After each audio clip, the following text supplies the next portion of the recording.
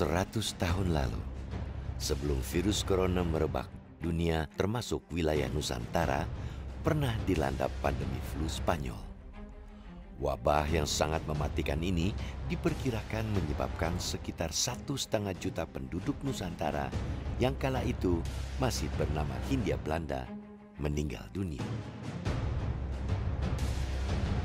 Wabah yang berakhir tahun 1921 ini juga mengakibatkan dampak sosial dan ekonomi yang luas.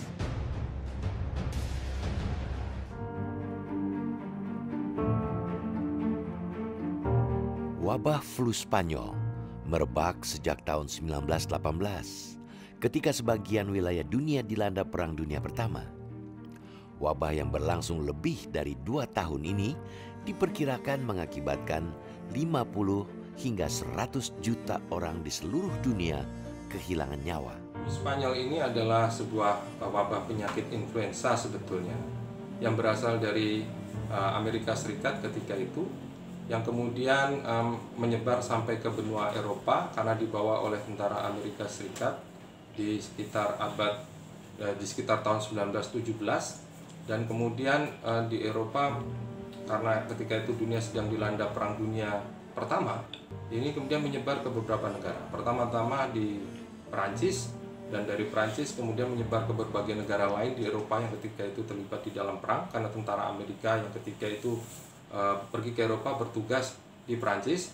Dan karena suasana Perang Dunia Pertama, pemberitaan tentang adanya wabah influenza yang baru merebak ini tidak terlalu banyak mengemuka.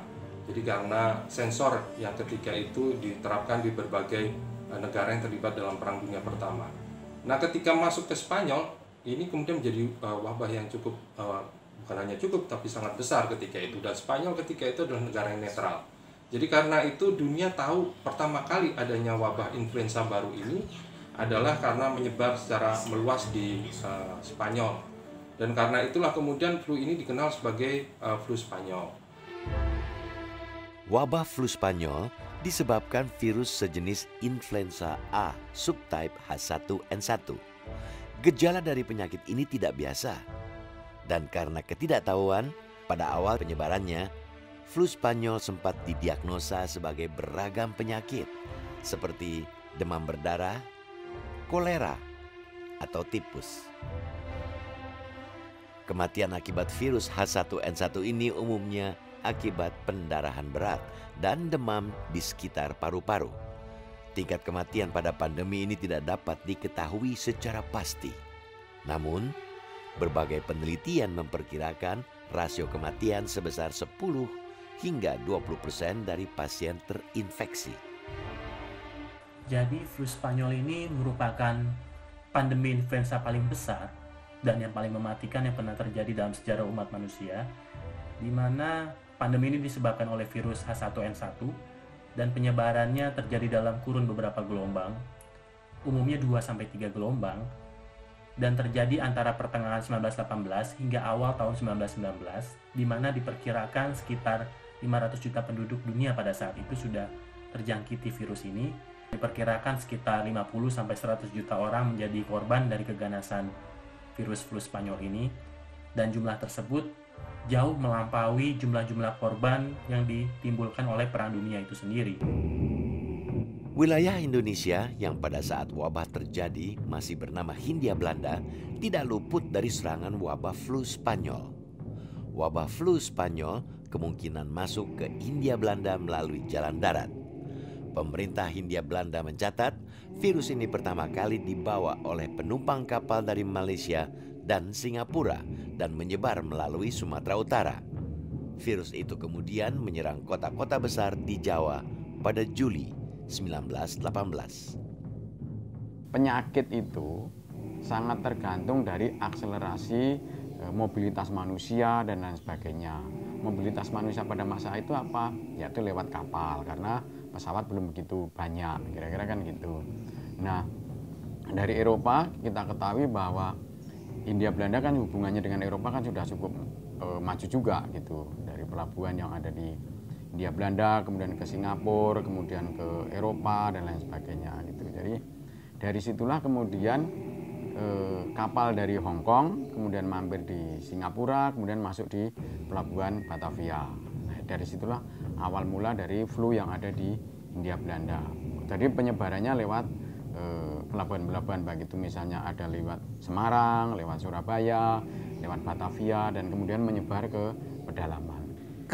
Di Hindia Belanda atau Indonesia saat ini kenapa bisa kejadian, bisa sampai, sebenarnya ada laporan dari bulan pertengahan tahun 1918 dari konjen ya istilahnya zaman sekarang di Hong Kong, konjen Hindia Belanda di Hong Kong dan dari Singapura, dan dilaporkan ada wabah flu di beberapa belahan dunia. Hati-hati jangan sampai masuk ke Indonesia. Tapi pemerintah kolonial Hindia Belanda bilang nggak mungkin masuk sini, nggak apa-apa segala macam. Tiba-tiba wabah flu pertama sampai di pertengahan, ya nggak lama ya, Juli 1918 sampai di Hindia Belanda dengan cepat menyebar. Laporan-laporan mulai ada berdatangan dari beberapa asisten presiden, terutama dari Batavia atau Surabaya dan lain-lain. Pada awal penyebarannya, mayoritas penduduk Hindia Belanda tidak sadar bahwa virus flu Spanyol yang mudah menyebar sangat mematikan. Di kalangan dokter dan pekerja media yang jumlahnya terbatas, perhatian saat itu lebih banyak tertuju pada penanganan penyakit menular lain seperti pes, malaria, kolera, dan cacar. Dinas Kesehatan Sipil Hindia Belanda atau BGD sempat mengira penyakit flu Spanyol adalah malaria. Sementara berbagai kalangan lain termasuk pers kala itu juga menyebut wabah penyakit yang belakangan diketahui sebagai flu Spanyol itu dengan berbagai sebutan berbeda.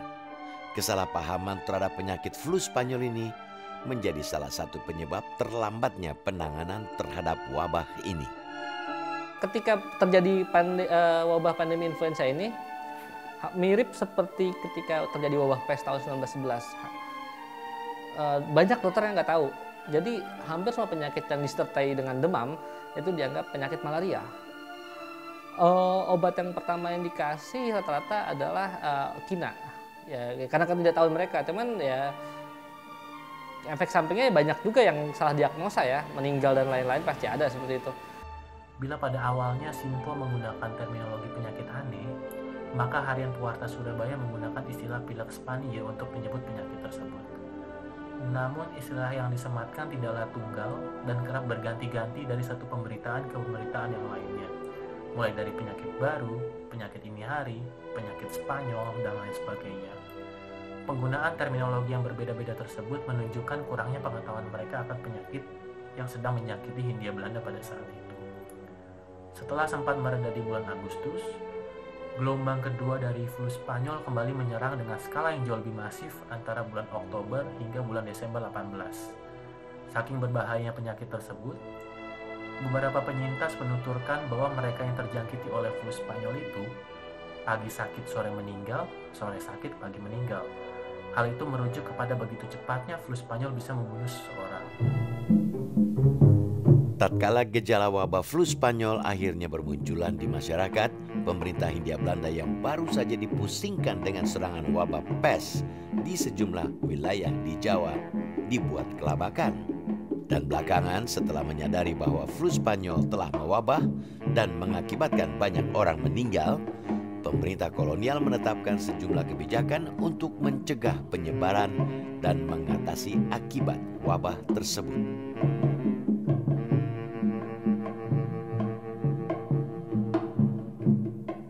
Kalau yang namanya pandemi, selalu dimanapun juga negara di dunia ini tidak pernah ada yang siap secara infrastruktur, karena sifatnya kan cepat dan menyebar cepat. Jadi pemerintah Hindia Belanda pun juga tidak mempunyai kesiapan yang cukup gitu. Kegagapan itu pasti akan terjadi gitu.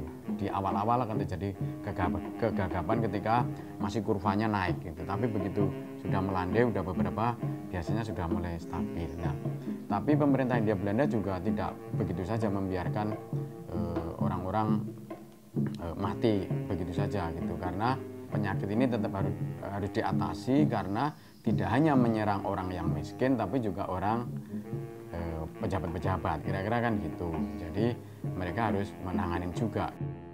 Bahkan ada dokter ya, saya membaca laporan dokter Bumi Putra yang meninggal, ada juga untuk yang dokter Eropa yang meninggal, saya saya belum menemukan ya.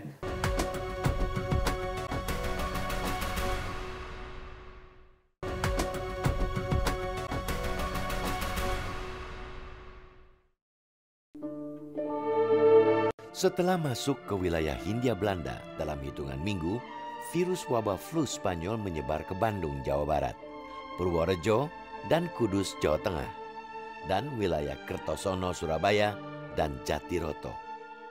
Virus H1N1 yang menyebabkan flu Spanyol juga dengan cepat menyebar di kota-kota lain yang memiliki pelabuhan besar. Selain di Pulau Jawa, wabah flu Spanyol juga berjangkit di Banjarmasin dan Pulau Laut sebelum kemudian mencapai ke Bali, Sulawesi, dan pulau-pulau lain di sekitarnya. Untuk mencegah penyebaran lebih luas wabah flu Spanyol, pemerintah kolonial sempat mengeluarkan peraturan karantina wilayah. Namun, peraturan ini tidak efektif karena mendapat protes dari banyak kalangan. Penyebaran penyakit ini karena percepatan transportasi ya. Nah, sebenarnya BGD itu udah meminta kepada pemerintah kolonial untuk melakukan karantina Hindia Belanda.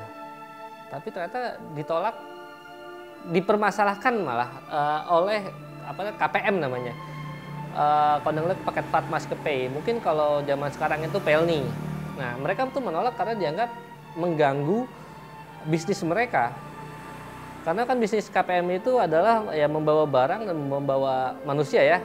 KPM itu yang mempunyai akses untuk mengirim barang dan orang dari Sabang sampai, kalau sekarang mungkin dari Sabang sampai Merauke, mereka bisa masuk ke pelosok pelabuhan manapun. Nah, ketika ditolak oleh KPM, ternyata efek sampingnya adalah dalam per tahun 1919, laporan orang-orang yang terkena pandemi influenza flu Spanyol tersebut dari Sumatera hingga ke wilayah Fak-Fak, Papua. Nah, terobosan penting lainnya yang dilakukan oleh pemerintah adalah dengan mengesahkan influenza ordonansi pada 29 Oktober tahun 2020, di mana di dalam undang-undang ini diatur secara ketat proses karantina kapal di pelabuhan, dan di dalam undang-undang ini juga dimasukkan hukuman denda hingga hukuman kurungan bagi siapapun yang melanggar dari peraturan tersebut, sehingga menunjukkan keseriusan pemerintah dalam menanggulangi pandemi influenza ini ke depan. Hingga bulan Juli 1918, pemerintah kolonial yang tidak menyadari wabah flu Spanyol telah menyebar di banyak kota di Hindia Belanda belum mengambil langkah-langkah luar biasa untuk mengatasi wabah tersebut. Namun setelah banyak rumah sakit kebanjiran pasien pengidap flu Spanyol, pemerintah kolonial baru mulai bertindak ekstra, termasuk diantaranya dengan mengeluarkan himbauan pemakaian masker dan pembatasan kebebasan berkumpul. Beberapa dokter di Hindia Belanda sempat merekomendasikan berbagai tindak pencegahan, mulai dari mengisolasi orang yang sakit, melarang pertemuan atau acara yang berpotensi memicu keramaian, penutupan sementara sekolah-sekolah dan tempat umum, membuat tambahan ventilasi pada rumah-rumah, mandi dan cuci tangan secara rutin, hingga menggunakan obat-obatan yang direkomendasikan oleh pemerintah seperti kina, aspirin, dan salipirin. Namun terobosan penting lainnya yang dilakukan oleh mereka adalah merekomendasikan penggunaan masker kepada para penduduk. Saya pribadi tidak pernah menemukan wacana pemerintah kolonial pada saat itu untuk menerapkan lockdown di dalam kasus flu Spanyol. Pada awal November 1918, beberapa dokter memang sempat merekomendasikan kepada pemerintah untuk melarang segala bentuk aktivitas penduduk yang berpotensi memicu keramaian. Namun rekomendasi tersebut ditolak oleh Dr. De Vogel selaku pimpinan dari Dinas Kesehatan kala itu. Penerapan aturan untuk pembatasan tersebut pun menjadi sulit, lantaran dalam beberapa kasus justru pemerintah daerah lah yang menginisiasi berbagai acara tersebut. Di Surabaya misalkan, terlepas dari tingginya angka kematian di sana akibat flu Spanyol, ribuan orang tetap berkumpul tanpa rasa takut untuk merayakan Orang Nyedah. Di Batavia, diadakan pertandingan bola antara Chi Yingwei dan Chung Xiu yang mampu menarik ribuan penonton untuk memenuhi lapangan. Namun ada juga pemerintah daerah yang sukses menerapkan aturan tegas terkait permasalahan tersebut, seperti misalkan di Solo, di mana menjelang bulan Desember 1918 muncul berbagai perdebatan apakah perayaan Sekaten tetap harus diadakan di tengah kondisi pandemi. Dan pada akhirnya, pembukaan Sekaten pun dilakukan secara simbolis, yaitu dengan memukul gamelan sekati dari masjid besar tenda-tenda makanan dan beragam pertunjukan yang sudah direncanakan dengan matang pun terpaksa harus ditiadakan. Meningkatnya jumlah pasien flu Spanyol saat itu tidak diimbangi dengan ketersediaan jumlah fasilitas kesehatan. Nyaris seluruh rumah sakit mendadak kebanjiran pasien. Karena keterbatasan kamar, banyak pasien yang tidak bisa ditampung rumah sakit. Banyak dokter juga tidak bisa berbuat banyak untuk menolong para pasien. Karena mayoritas dari mereka belum mengenal virus H1N1. Kita bilang kewalahan lah dengan kondisi banyaknya pasien dan lain-lain. Bahkan ada dokter ya, saya membaca laporan dokter Bumi Putra yang meninggal, ada juga untuk yang dokter Eropa yang meninggal saya belum menemukan ya. Cuman ada dokter yang memanfaat keadaan juga ada memanfaatkannya. Jadi misalnya dia memanfaatkan keadaan dengan menambah ongkos pengobatan. Itu dipermasalahkan juga. Jadi misalnya mungkin kondisi saat itu sekali pengobatan 5 gulden, dia minta 15 gulden. Itu sampai ada laporannya khusus. Karena kurangnya fasilitas kamar untuk merawat pasien, sejumlah rumah sakit kala itu dilaporkan menolak pasien. Saat itu, rasio perbandingan jumlah dokter atau tenaga kesehatan dengan jumlah warga Hindia Belanda diperkirakan berkisar 1:16.000 orang. Situasi saat itu memang sama seperti ketika terjadi wabah pes tahun 1916, kurangnya tenaga medis. Masalahnya adalah kalau wabah pes kan terjadi cuma kejadian di Malang dan sekitarnya. Nah, pandemi influenza di Hindia Belanda seluruhnya. Ketidaktegasan pemerintah dalam menanggulangi penyakit ini itu semakin mencolok ya, karena ya kita tahu kurangnya tenaga medis itu kayak 1 dokter itu bandingannya 116 ribuan orang saat itu. Jadi bisa kita bayangkan. Akhirnya begini, karena situasi tenaga medis yang tidak cukup, dokter-dokter Eropa lebih memilih ke orang-orang yang kaya. Makanya disebutnya dokter Eropa itu sangat diskriminatif terhadap orang pribumi yang dalam tanda petik tidak mampu membayar mahal, kira-kira gitu. Jadi dokter pun memilih pasien-pasien yang karena dia menaikkan harga untuk pembayarannya, jasanya gitu. Jadi dokter-dokter Eropa menaikkan harganya, akhirnya menimbulkan kritik juga dari masyarakat bahwa dokter Eropa hanya menanganin orang-orang Eropa saja, sedangkan orang Bumi Putra dibiarkan saja meninggal begitu saja. Jadi ini sesuatu yang sangat tidak bagus. Dalam sebuah rapat Volkskrant, Dr. Abdul Rifai mengatakan sekitar 5% dari total populasi penduduk Surabaya terjangkit flu Spanyol. Di wilayah Pasuruan, dilaporkan ada sejumlah jenazah diletakkan begitu saja di pinggir jalan karena banyak tenaga penggali kubur terjangkit flu Spanyol. Banyaknya kematian yang diduga disebabkan wabah flu Spanyol juga terjadi di banyak wilayah lain di luar Pulau Jawa. Flu Spanyol ini ketika orang terinfeksi, pagi mungkin kita bisa berbicara bersama-sama. Sore salah satu dari orang yang berkumpul itu bisa dia meninggal, saking cepatnya. Bahkan tradisi lisan di daerah Toraja ada mereka menyebut namanya Rababiang. Rababiang tuh kalau diartikan secara bebas ya rumput yang rebah. Rumput-rumput yang rebah seperti kenangan. Jadi saking banyaknya orang yang meninggal di daerah Toraja saat itu seperti rumput yang rebah. Saking banyaknya orang meninggal. Belum lagi juga ada di beberapa daerah kayak laporan-laporan mungkin istilahnya keluhan dari para dokter. Kami membutuhkan bantuan di beberapa daerah, nggak cuma di Jawa, di seluruh Hindia Belanda. Koran-koran pada saat itu pun melaporkan bagaimana rumah-rumah sakit mendadak penuh. Sekolah dan kantor juga tampak lengang karena saking begitu banyaknya pelajar dan pegawai yang sakit. Di Surabaya misalkan, bila dari tanggal 1 sampai 14 Juli jumlah orang yang meninggal ada 183 orang atau rata-rata 11 orang per harinya, maka dari tanggal 15 sampai 18 Juli jumlah tersebut meningkat drastis menjadi 56 orang per harinya. Namun angka tersebut juga masih belum resmi, mengingat masih banyak pihak yang belum melaporkan kematian di desa atau kampungnya. Koran pewarta Surabaya pun memperkirakan angka kematian yang jauh lebih tinggi, di mana bisa mencapai 75 orang setiap harinya. Berbagai masalah lain yang diakibatkan wabah flu Spanyol dilaporkan juga terjadi di berbagai daerah. Menurut laporan BGD, pada tahun 1920, nyaris tidak ada daerah di Hindia Belanda yang tidak terjangkit wabah flu Spanyol. Akibat wabah ini, pintu rumah-rumah penduduk banyak yang tertutup, jalan-jalan menjadi lengang, dan banyak hewan ternak mati kelaparan.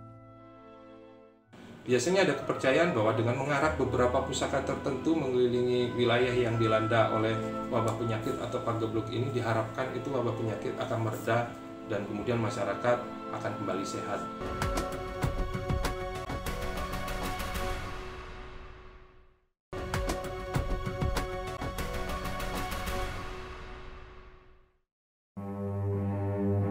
Tersebarnya wabah flu Spanyol di wilayah Hindia Belanda yang mengakibatkan banyak kematian menuai respon beragam dari kalangan masyarakat Bumi Putra dan kelompok warga Hindia Belanda lainnya.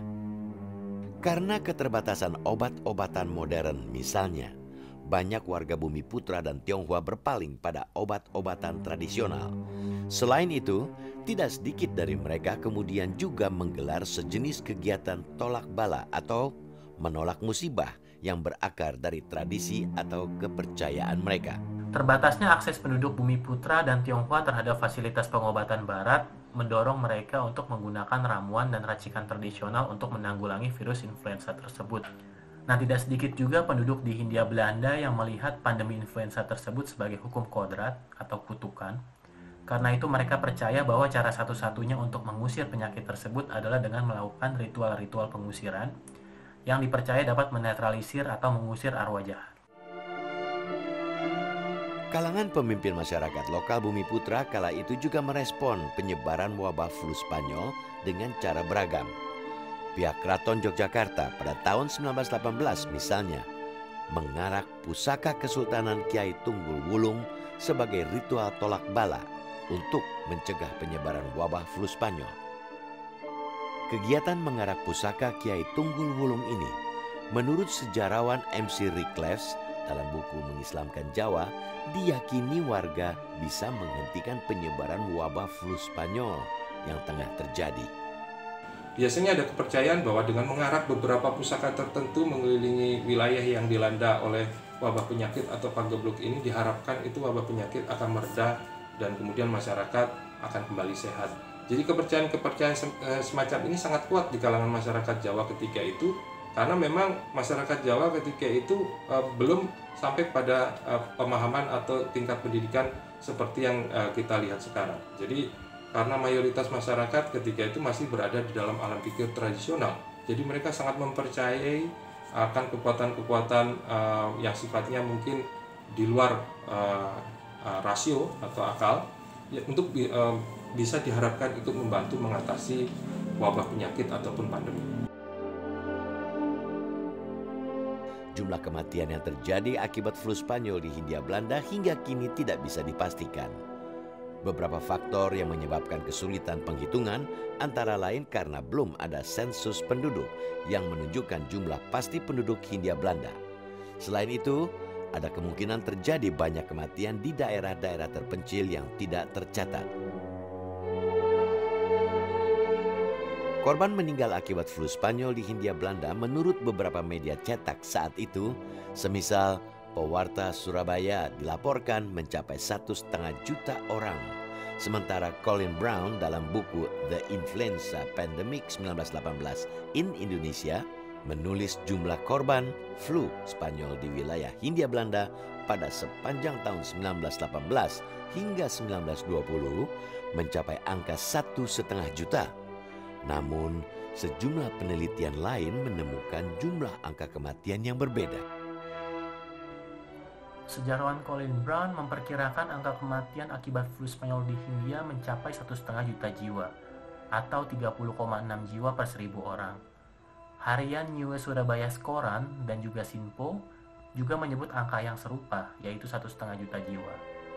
Namun angka tersebut dicatat oleh kedua harian ini hanya untuk korban hingga bulan November saja. Sementara di Hindia Timur, flu Spanyol dilaporkan masih terus mengamuk hingga awal tahun 1919. Jadi 1,5 juta jiwa bisa dibilang merupakan angka mortalitas minimal. pada tahun 2013, Profesor Siddharth Chandra, seorang pengajar dari Michigan State University, mengkalkulasi ulang kembali angka kematian akibat flu Spanyol di Hindia Belanda tersebut, di mana ia memprediksi angka kematian yang jauh lebih tinggi, yaitu 4,26 hingga 4,37 juta jiwa, dan itu hanya untuk korban di wilayah Jawa dan Madura saja. Menurut catatan statistik Kolonial Verslag, flu Spanyol mengakibatkan peningkatan persentase kematian di berbagai daerah di Indonesia. Jumlah korban meninggal akibat flu Spanyol di Hindia Belanda ini merupakan tingkat kematian tertinggi nomor 4 di dunia. Cukup banyak, intinya cukup banyak lah kalau selalu banyak ya, karena memang sifat dari penyakit ini kan menyebar lewat udara. Sedangkan kita, orang tradisi kita hidupnya berkelompok-kelompok, paguyuban kan gitu. Memang itu kondisi penduduk Hindia Belanda kan begitu, ngumpul dekat-dekat dan sebagainya gitu. Setelah lebih dari 2 tahun meneror dunia, pada tahun 1921, wabah flu Spanyol di Hindia Belanda perlahan mulai mereda dan kemudian seperti menghilang begitu saja. Awal kejadian tahun 1918, tahun 1921 perlahan menghilang begitu saja. Agak unik memang. Mungkin saya secara pribadi berpikir itu tanpa sadar manusia merespon wabah penyakit ini membentuk antibodinya sendiri mungkin. Karena gini, tingkat pendidikan kita kan cukup masih rendah ya untuk khusus orang Bumi Putra loh ya. Meskipun ada ordonansi yang cukup ketat, ordonansi itu tidak cukup mujarab, tidak cukup mampu untuk mengendalikan situasi ini gitu. Akhirnya apa? Sebenarnya penyakit ini berhenti itu karena ada vaksin saja sebenarnya. Kalaupun ini akhirnya orang bersahabat juga dengan penyakit influenza ini. Wabah flu Spanyol yang melanda Hindia Belanda sepanjang tahun 1918 hingga 1921 tidak hanya menyebabkan banyak orang meninggal, namun juga memicu terjadinya berbagai masalah sosial ekonomi yang luas. Masalah yang juga bisa terjadi pada setiap serangan wabah, termasuk wabah corona yang tengah mencekam masyarakat kita saat ini, bila tidak diantisipasi dan diatasi dengan baik. Di daerah, pandemi influenza ini bisa dibilang menjadi katalisator bagi merebaknya berbagai tindak kekerasan di Hindia Belanda. Jadi suasana yang begitu mencekam, saking banyaknya orang yang sakit, ditambah dengan bahaya kelaparan yang sedang melanda di depan mata, menjadi faktor pemicu utama di balik maraknya berbagai benturan dan tindak kriminalitas kala itu di Hindia Belanda. Salah satu benturan terbesar terjadi di Kudus pada 31 Oktober 18, dan sebelum meletusnya peristiwa yang dikenal dengan peristiwa perusuhan di Kudus tersebut, gesekan antara pengusaha tembakau Bumi Putra dan Tionghoa di sana sudah mengakar sejak lama. Jadi flu Spanyol hanya turut mempercepat saja proses bentrokan di antara kedua kelompok etnis, dan di dalam peristiwa tersebut, belasan orang Tionghoa terbunuh dan kawasan pecinan di Kudus hancur lebur. Dan meskipun pandemi flu Spanyol ini sempat mereda di awal 1919, namun pemerintah kolonial tetap harus dihadapkan pada permasalahan lain, yaitu bahaya kelaparan. Flu Spanyol telah menyebabkan mayoritas petani tidak dapat bekerja karena sakit, dan akibatnya banyak sawah, ladang, dan perkebunan yang terbengkalai. Kegagalan panen pun terjadi di berbagai tempat. Harga bahan makanan melonjak dengan sangat signifikan. Sebagai contoh adalah ketela yang sebelumnya dijual dengan harga 90 sen, maka kini harganya sudah menjadi 2,50 gulden. Akibatnya, aksi demonstrasi terjadi di mana-mana guna menuntut kenaikan gaji. Salah satu yang terbesar mungkin terjadi di Semarang pada bulan November 1918, yang membuat aktivitas ekonomi di Semarang harus terhenti hingga beberapa hari lamanya. Ketika penyakit diremehkan, hal itu yang akan menimbulkan masalah yang sangat besar ke masyarakat. Selain itu juga di pandemi influenza juga saya melihat juga bagaimana politisi saling sikut satu sama lain. Mereka mencari panggung, berusaha menampilkan kalau mereka bisa mengatasi masalah di wilayah masing-masing. Saya melihat kenapa nggak bekerja sama. Saya membaca kondisinya soalnya sama seperti kondisi sekarang, harusnya semua satu saling bahu-membahu bekerja sama untuk mengatasi masalah tersebut supaya bisa mengurangi jumlah korban.